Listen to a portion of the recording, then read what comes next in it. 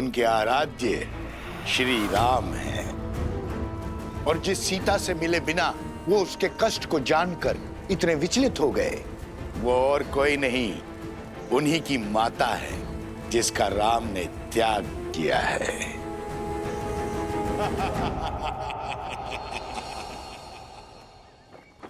गऊ का रुदान भले ही अशुभ संकेत हो, किंतु ये बात स्मरण रहे कि हर संकट हमें सीखने का और कर्मों में सुधार लाने का अवसर देता है।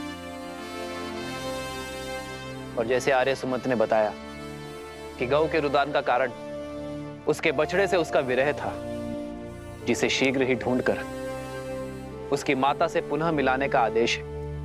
महाराज,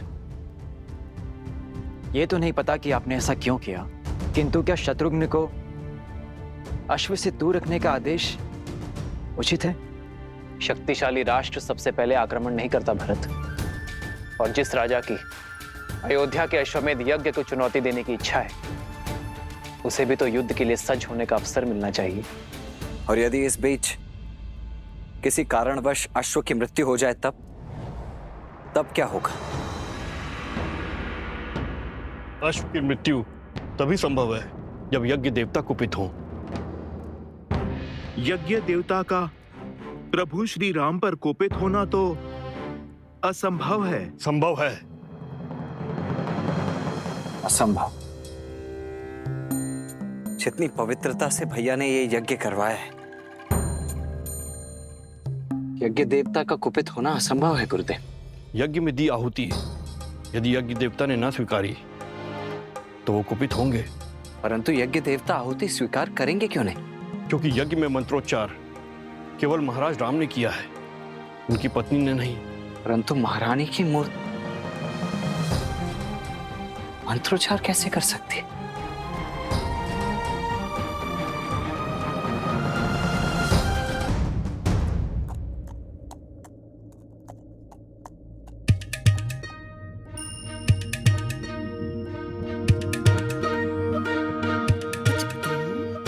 क्या लाए हो तुम? जो भी है श्वेत तो है। गांव में केवल यही एक 4 पैरों वाला प्राणी है जिसका रंग श्वेत जैसा है, और ऊपर से वस्त्र और छात्र भी ला दिया मैंने इसके लिए। अब चलो अश्व बदल देते हैं। सैनिक थके हुए हैं, हमारा भेद जाने में उन्हें समय लगेगा, जब तक हम निकल जाएंगे। दिख रहा है अश्व किसी को? दिख रहा है क्या? नहीं, लगता है और ऊपर गया है। शीघ्र खोजो उसे। चलो।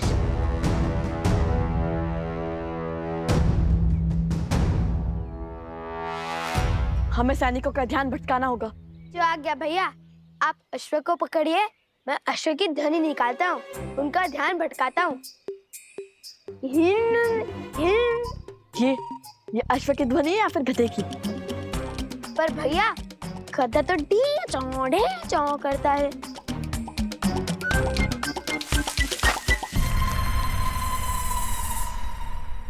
कदाचित ये सोर गया होगा।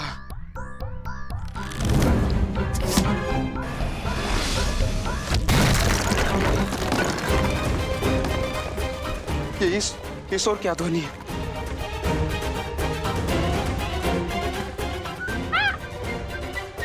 शांत शांत, डरो मत। तुम इसे उस ओर ले जाओ जहां मैंने बाण चलाया था। तुम मेरे साथ आओ।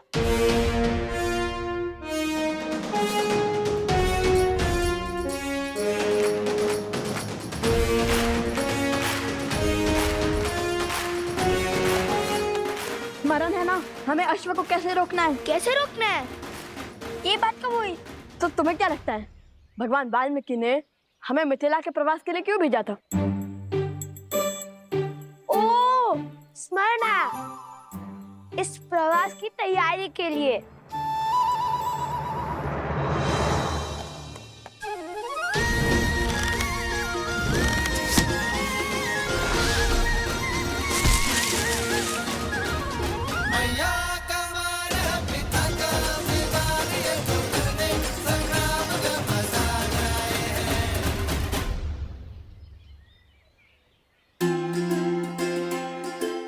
सीताराम भैया, ये तो वही अश्व है।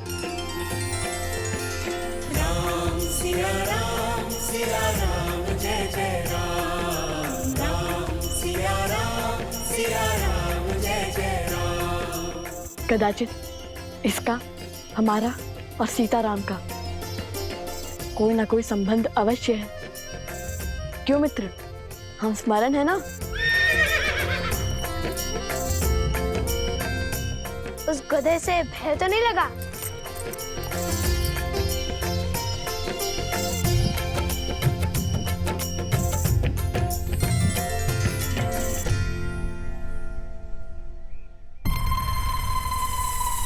अरे, ये अश्व का कद कैसे घट गया? मिला, अश्व मिला।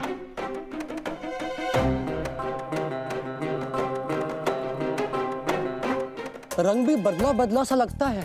इस काले पर्वत में उसका रंग धूमिल सा हो गया होगा। पर इस पर छत्र तो है, पर अश्व जैसा नहीं है। एक ही वाक्य में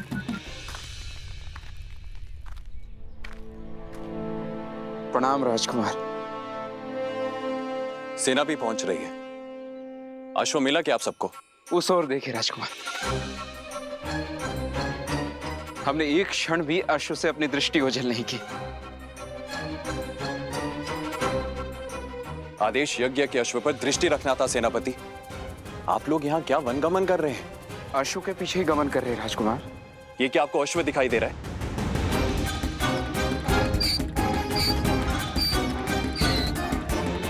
ये एक गधा है आप ही की तरह सेनापति।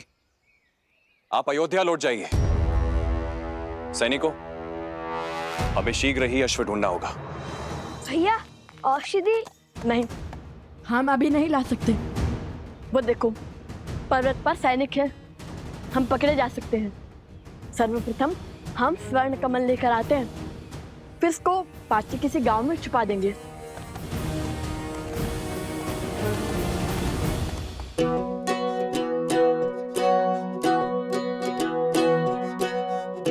सुनो, यह स्थान उचित है। यहाँ पर कोई भी अश्व को नहीं ढूंढ पाएगा।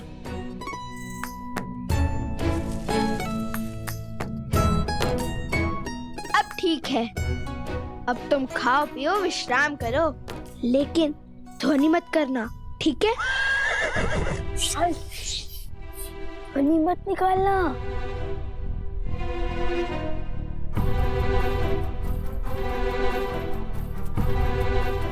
चलो।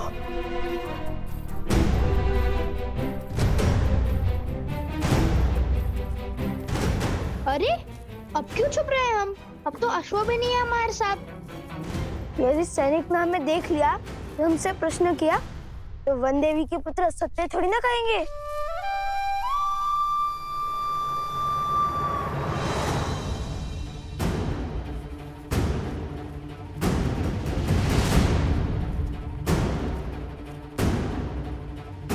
त्रिवेणी धाम निकट ही है, शीघ्र चलो।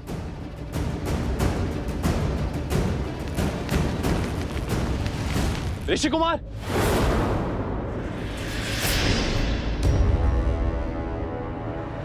भागो! अरे रुकिए ऋषि कुमार।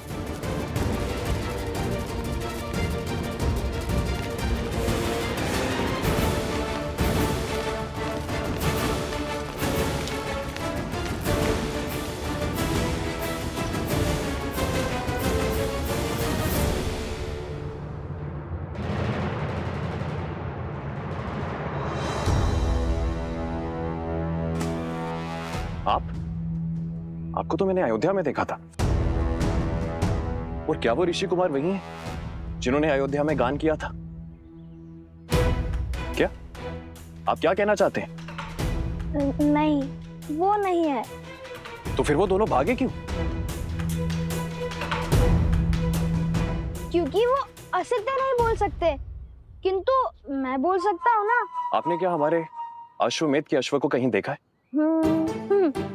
सत्य कही, अन्यथा आपके प्राण संकट में पड़ सकते हैं।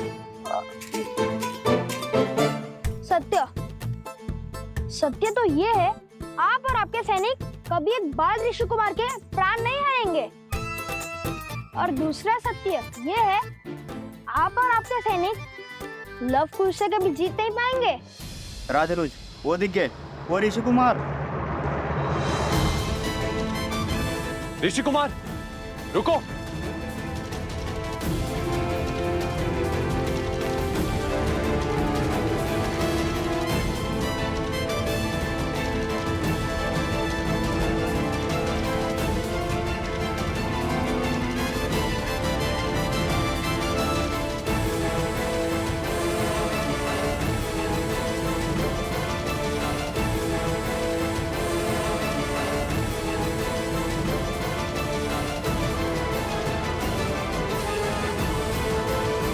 इन्हें यही छोड़ सकते हैं, किंतु रन छोड़ना कायरता तो नहीं होगी ना? कभी कभी रन छोड़ देना ये सबसे बड़ी रणनीति है।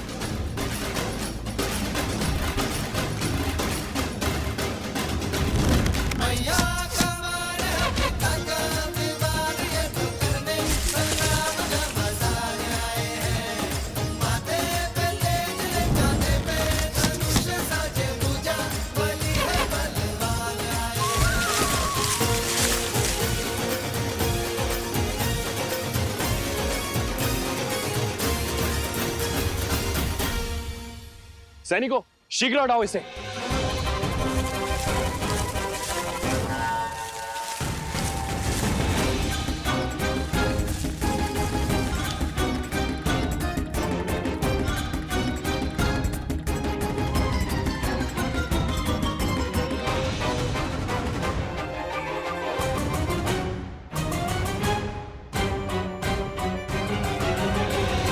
आज तक तो केवल रुके थे, अब फंसेंगे।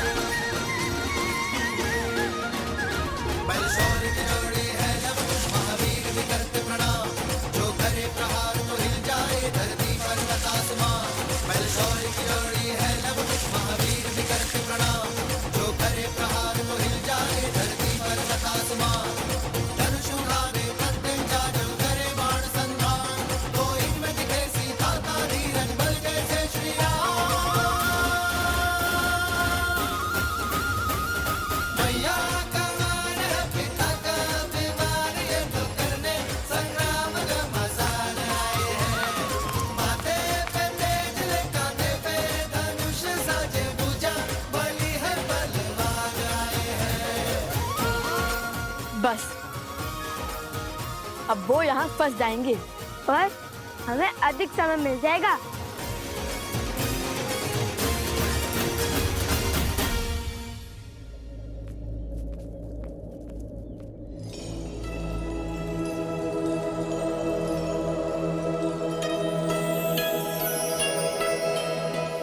अंततः हम त्रिवेणी धाम पहुंच गए। वो देखो तमसा, वो देखो सोना, और वो जो दाहिने ओर से आ रही है वो है सप्तगंडिका, जहाँ तीनों नदियों के मिलने का स्थान है, इसलिए ये त्रिवेणी है। सुंदर भैया, क्या रूप है इस त्रिवेणी धाम का।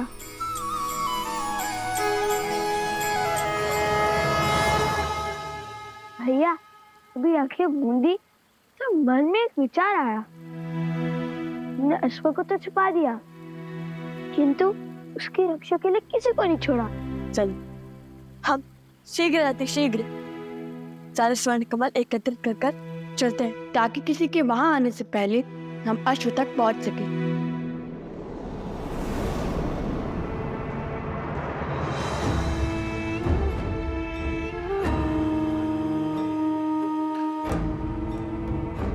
आओ प्रबंधासुर, देखो तुम्हारे परम मित्र और मेरे प्रिय पुत्र चंद्रबाहु की मृत्यु का प्रतिशोध लेने की घड़ी आ गई है।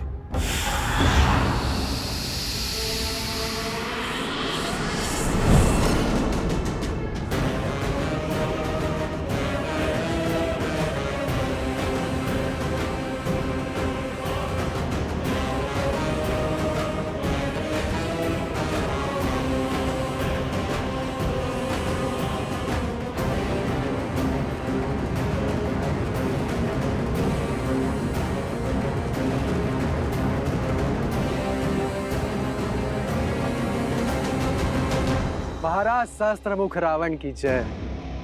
महाराज, जिस क्षण की प्रतीक्षा में मैं अब तक जी रहा था, वो क्षण, वो प्रतिशोध का सुख देने के लिए आपका कोटि कोटि धन्यवाद। धन्यवाद मुझे नहीं, उन बालकों को दो। वही तो है इस सुअवसर के सूत्रधार।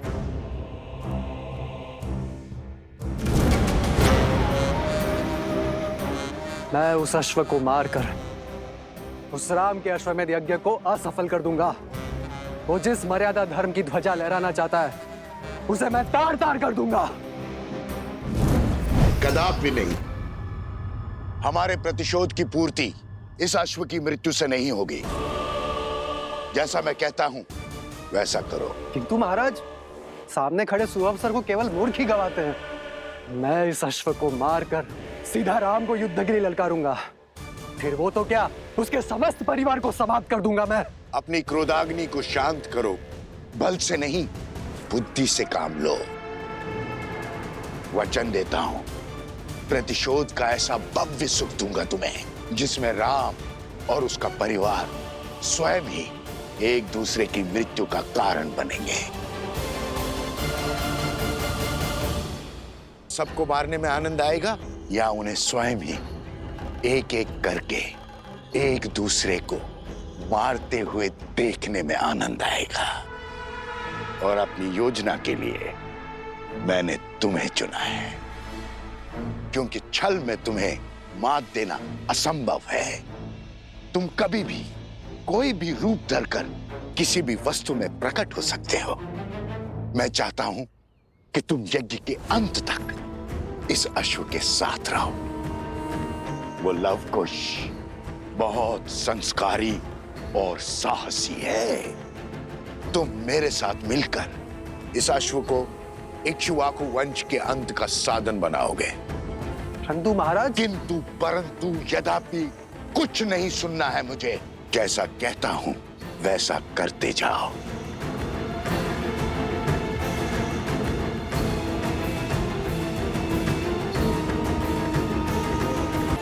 फिर चाहे वो देव हो या दानव, मानव हो या पशु।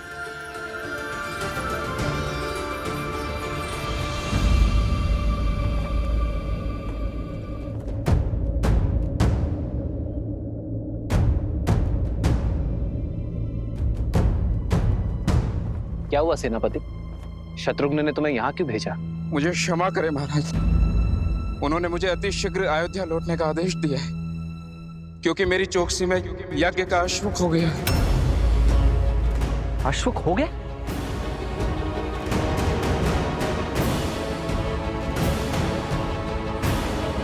और अब वो स्वयं अश्व को खोज रहे हैं। यज्ञ का अभिमंत्रण आसुरी शक्तियों और दुर्घटनाओं से बचाता है, किंतु केवल तब जब देवताओं का आशीर्वाद हमारे साथ हो।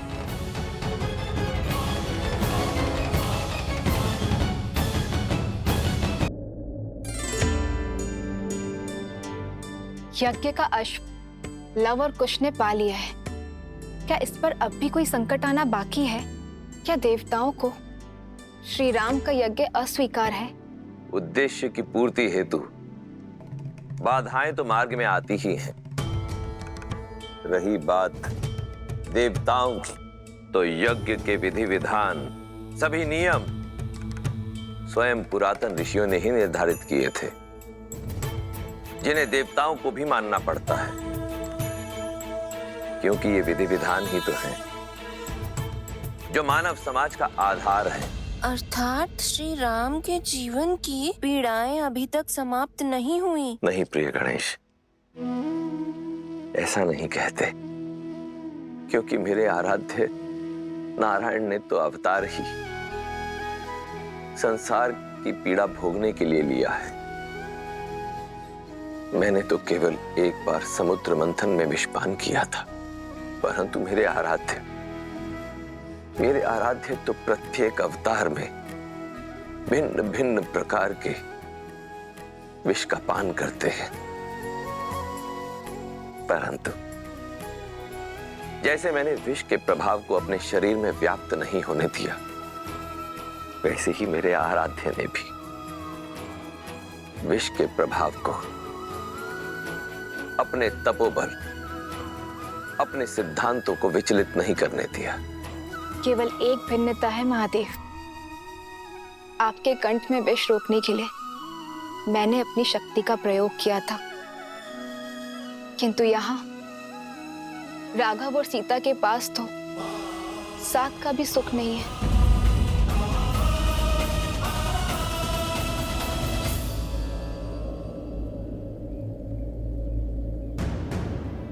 मिला क्या?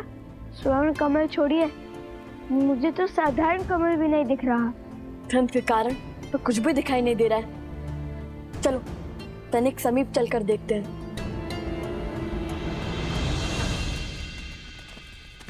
देखो पदचिन्ह।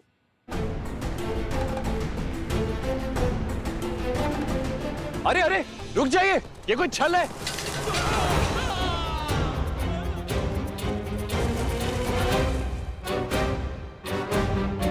हमें अपने सैनिकों को बचाना होगा।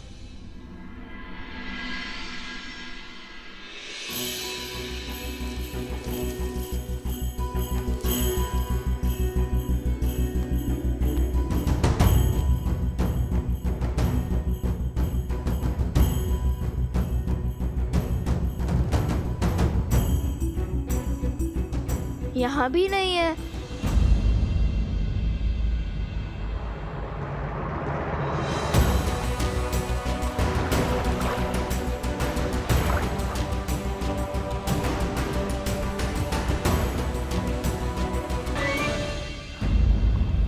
हाँ, कमल तो है, किंतु स्वर्ण कमल नहीं। आज सोम हमारे साथ नहीं है, तब भी दुर्भाग्य हमारा पीछा ही नहीं छोड़ रहा। हाँ,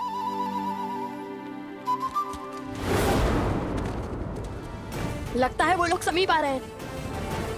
ना जाने कहाँ होगा ये स्वर्ण कमल। सावधानी से आगे बढ़ो, अवश्य आगे भी कोई छल हो सकता है।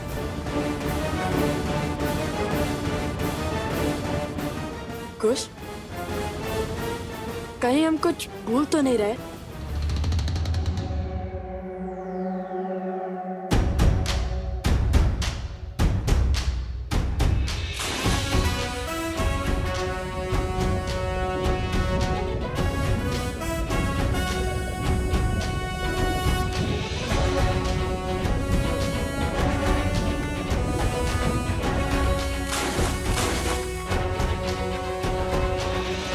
लो, अब तो स्नान भी कर लिया, अब तो मिले स्वर्ण कमल।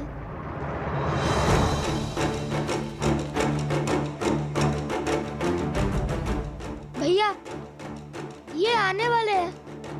चलिए पानी के भीतर छुप जाते हैं। ऐसे कब तक छुपेंगे कुश? और यदि वो भी जल में उतर गए तो? अब ये सोचो कि हम चूक कहाँ रहे हैं। और यदि भगवान वाल्मीकि ने कहा है तो दिव्य स्वर्ण कमल भी तो यही होने चाहिए ना? किसी ने चुरा तो नहीं लिए? अरे कुश, स्वर्ण कमल कोई कैसे चुरा सकता है? उनके रक्षक तो स्वयं यक्षराज कुबेर हैं, कुबेर।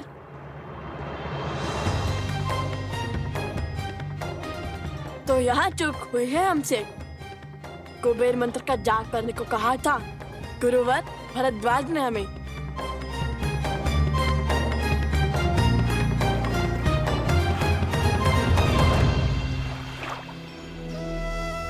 ओम श्रीं ह्रीं क्लीं श्रीं क्लीं विद्येश्वराय नमः।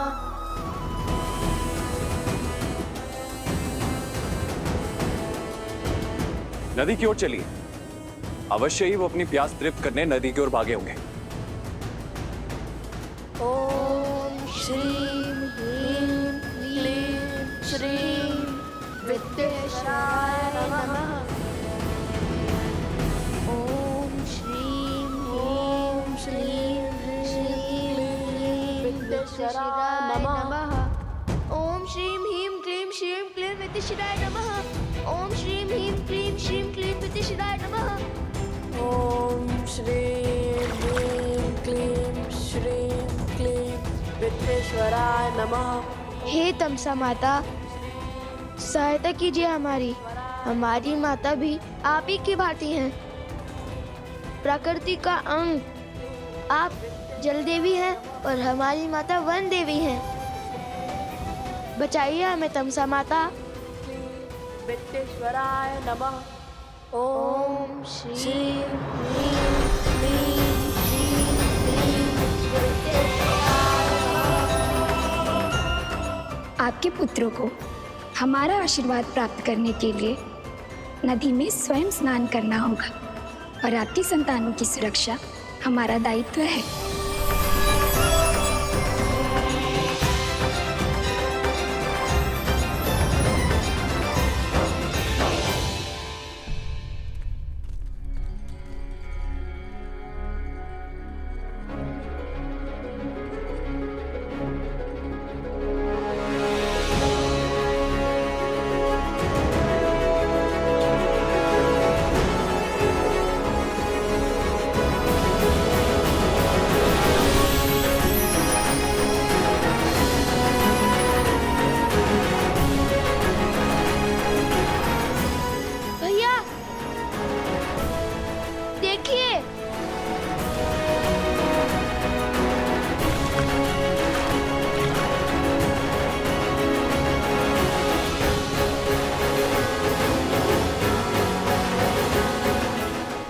ये तो कुबेर की नगरी, अलोकापुरी का द्वार है। यक्षराज कुबेर, उन ऋषि कुमारों ने अयोध्यापति महाराज श्री राम के अश्वमेध यज्ञ के अश्व को रोकने का दुस्साहस किया है। अयोध्या नरेश श्री राम के नाम पर मैं आपसे निवेदन करता हूं कि ये द्वार खोल दीजिए।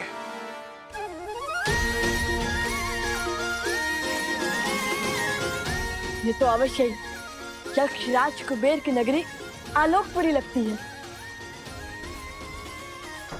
ठीक वैसा ही है ना, जैसा हमारे गुरुवर ने पढ़ाया था। भैया, महल का द्वार खुल चुका है, चलो भीतर चलते हैं। यदि कोई मिला तो उनसे स्वर्ण का महल का पता पूछ लेंगे।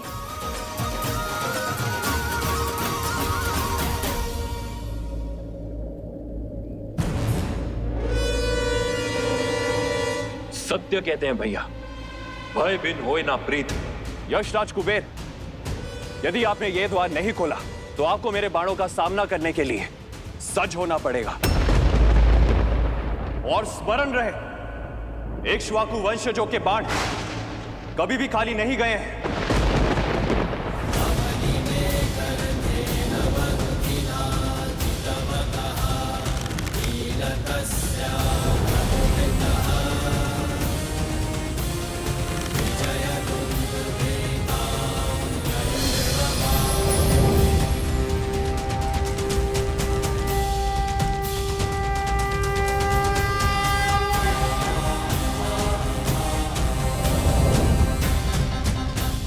प्रणाम राजानुज शत्रुघ्न।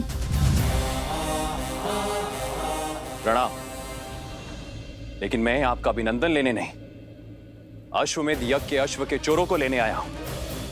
उन ऋषि कुमारों को मुझे सौंप दीजिए कुबेर, जिन्होंने अभी आपके नगर में प्रवेश किया है। क्षमा करें, किंतु उनके साथ मैं विश्वासघात कैसे करूं? आप तो जानते हैं ना वो कौन है। और वो कोई साधारण बालक नहीं है, वो अनमोल रत्न है, केवल मेरे लिए नहीं अपितु समस्त संसार के लिए। सब जानता हूं मैं, जानता हूं कि उन्होंने अश्वमेध यज्ञ के अश्व को चुराकर कहीं तो छुपाया है। उस अश्व को खोजकर ये यज्ञ को पूर्ण करवाना कर्तव्य है मेरा। आप मुझे भीतर जाने दीजिए। आप तो बली है, कृपया मेरा निवेदन स्वीकार करें, हट ना कीजिए। आप शायद भूल रहे हैं यशराज कुबेर, जिसके अश्वमेध के मार्ग में आप बाधा डाल रहे हैं वो वही श्री राम है, जिनके अनेक उपकार हैं आप पर। उन्हीं के कारण संसार रावण जैसे महाराक्षस के प्रकोप से बचा, और आप भी। उन्हीं के कारण आपको आपका पुष्पक विमान पुनः प्राप्त हुआ। उस उपकार का, उस ऋण का ये मूल्य चुकाएंगे आप? अश्वमेध यज्ञ के अश्व के चोरों को बचाकर ये श्री राम का अपमान भी है। और उनका विद्रोह भी, और आपकी कृतज्ञता भी। सब स्मरण है मुझे। कृपया आप मेरी दुविधा समझने का प्रयास तो कीजिए। मैं धर्म संकट में फंस गया हूँ। मैं उन बालकों को आपको लौटा नहीं सकता। वे कोई साधारण बालक नहीं है। वो किसी वनदेवी या किसी ऋषि के पुत्र नहीं है। हो सकता है, किंतु धर्म संकट मेरे समक्ष भी है यशराज कुबेर। अनुजराज, धर्म संकट के कारण तो व्यक्ति को अपना धर्म स्पष्ट रूप से दिखाई देता है। यदि इस परिस्थिति में आप आलोकपुरी में प्रवेश करेंगे तो अश्वमेध यज्ञ के नियमानुसार जैसे ही आप भीतर आएंगे तो यह माना जाएगा कि आप आलोकपुरी पर आक्रमण कर रहे हैं। कृपा करें, मेरी विडंबना समझने का प्रयास करें।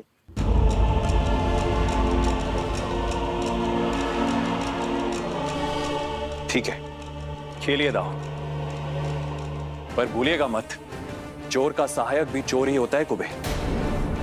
वो बालक अधिक समय तक आपके संरक्षण में नहीं रहने वाले हैं। शीघ्र ही उन बालकों को महाराज श्री राम का सामना करना होगा। उस क्षण की प्रतीक्षा तो समस्त संसार को है।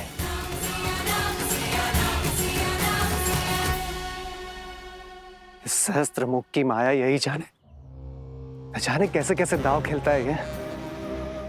मेरा मन तो कहता है कि अभी इस अश्व को मारकर अपने प्रतिशोध की धधकती ज्वाला को बुझा लूं।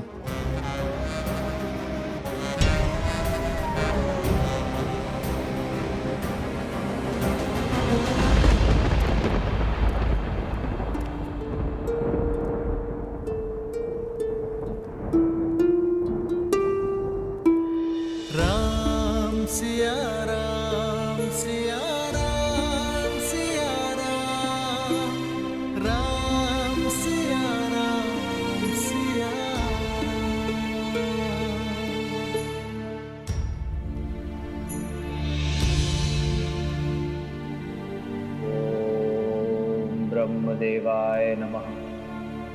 ओम ब्रह्मदेवाय नमः। हे ब्रह्मदेव, आप तो संसार के निर्माता हैं, जीवन दाता है। इस धरा पर हो रहे हर यज्ञ के कर्ता धर्ता है। मेरी आपसे विनती है ब्रह्मदेव, इस विकट परिस्थिति में मेरी सहायता कीजिए। ये राम सीता के सिवाय और किसी का नहीं हो सकता। ना मैं पुनर्विवाह कर सकता हूं और ना ही ये राज्य छोड़ सकता हूं। अश्वमेध यज्ञ की सफलता धर्म की रक्षा के लिए अति आवश्यक है। जो मूरत मेरी सीता की सूरत है, जो इस यज्ञ के लिए मंत्र नहीं पढ़ पाई, यदि देवता उससे रुष्ट है तो यह यज्ञ असफल हो जाएगा ब्रह्मदेव। धर्म हार जाएगा। मेरी सहायता कीजिए ब्रह्मदेव।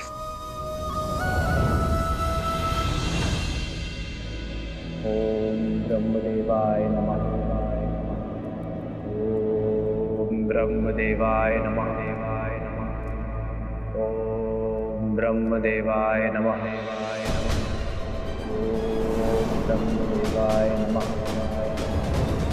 ओम ब्रह्मदेवाय नमः। ब्रह्मदेवाय नमः।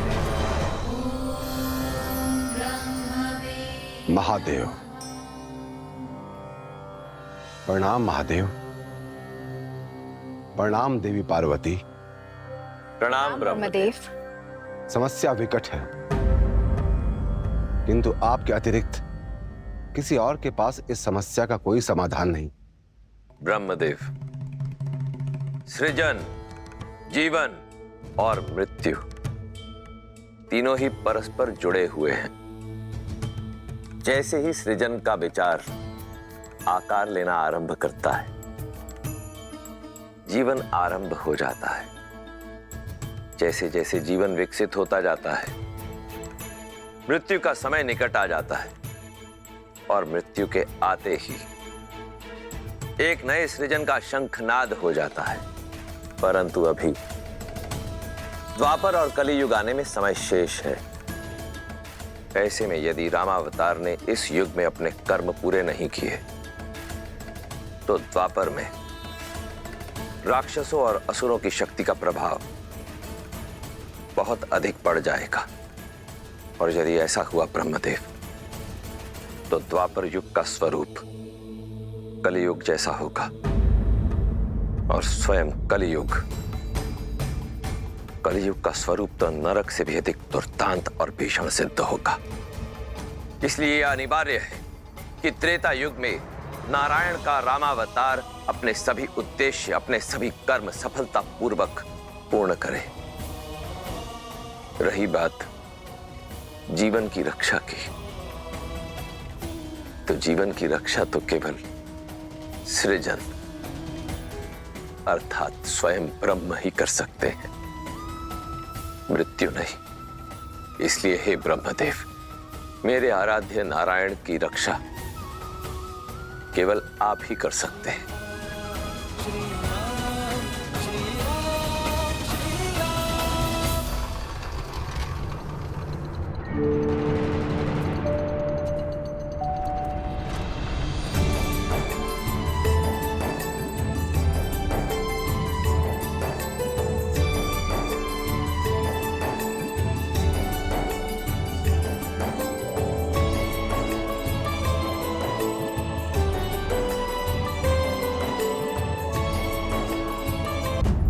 वैसे कुमारो, मैंने वो स्वर्ण कमल आपको दे भी दिया तो उसे कोई देख नहीं पाएगा।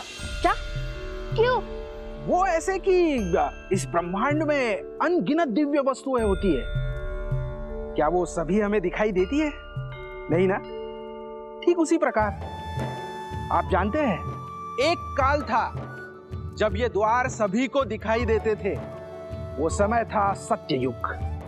तब देव और मनुष्य वार्तालाप करते थे, किंतु आज की स्थिति में केवल मंत्रोच्चारण के पश्चात ही ये द्वार सामने आते हैं, जैसे आपके सामने आए।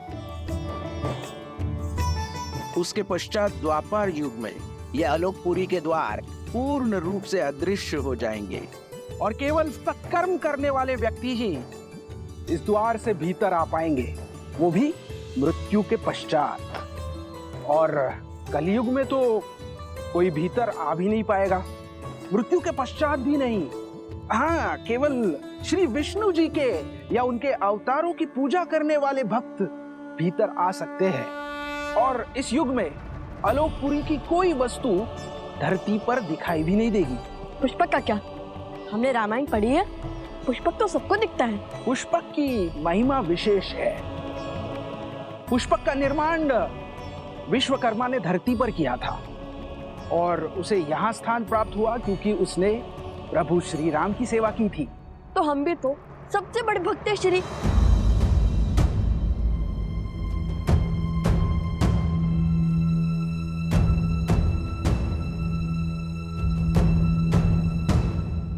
देखिए, हमें स्वर्ण कमल दे दीजिए। हमारे भगवान वाल्मीकि के आदेश का उल्लंघन नहीं कर सकते। क्षमा करें, वो संभव नहीं है। मेरी बात मानिए कुमारो, आप आश्रम लौट जाइए और अपना जीवन तपस्या में लगाइए। कदाचित उचित समय आने पर आपको वो स्वर्ण कमल मिल जाएगा। सुनिए, विनती कर रहे हैं, दे दीजिए स्वर्ण कमल, अन्यथा बल से छीन लेंगे।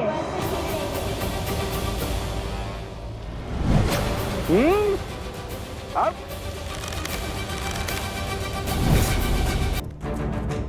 कुछ ये यक्ष है, हम इन पर प्रहार नहीं कर सकते। पर हम पर प्रहार करने से चुकेंगे नहीं।